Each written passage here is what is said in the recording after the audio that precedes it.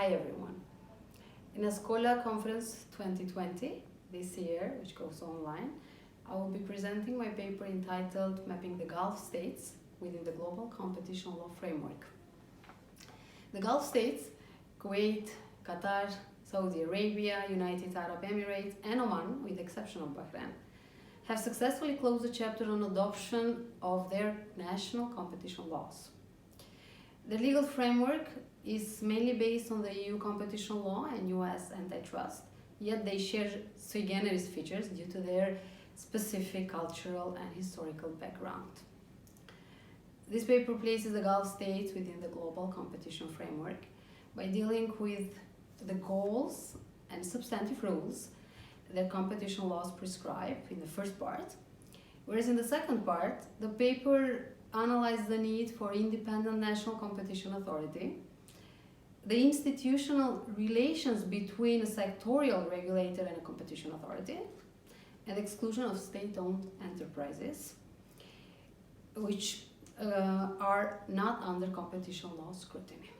Finally, advocacy as a public duty plays a crucial role during this period, particularly before a genuine implementation takes place.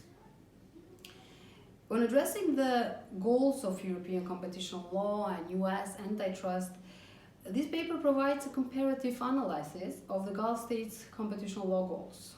In doing so, reaches a conclusion that somehow different goals within the same law are to be found in contradiction with each other. This is the case of Emirates competition law, for example. The second topic, which comes under the substantive rules on prohibiting cartels, abusive conduct, control of mergers and acquisitions, certainly are part of the GCC competition laws. However, when it comes to the infringement, let's say, for example, gun jumping, which was dealt extensively last year in the European Union, the laws in the region are silent on the sanctions to be imposed. The second part of this paper begins by dealing with the independence of national competition authorities, both in terms of financing and developing of human resourcing. Although almost all of the Gulf states have established separate body in charge of implementation of competition law, most of them lack independence, and the law explicitly puts them in a subordinate position under certain governmental authorities.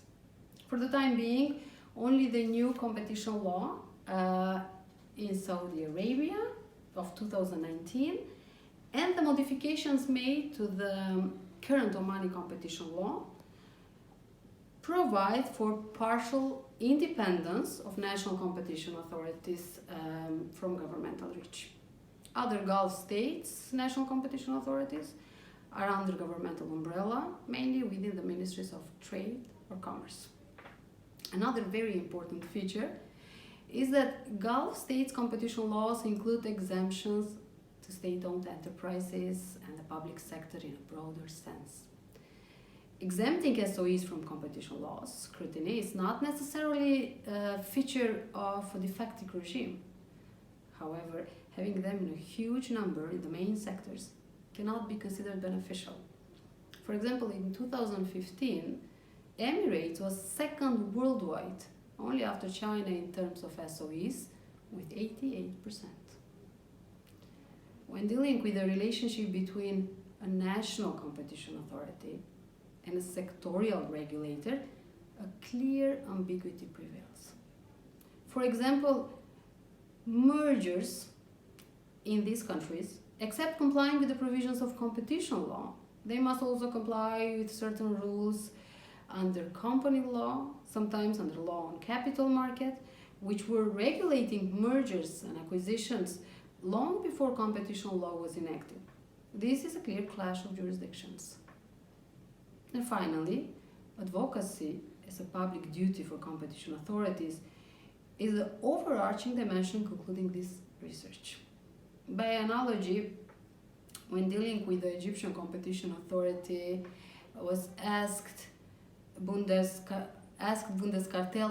how to conduct advocacy, their answer was apply the cases or enforce the law, and people know.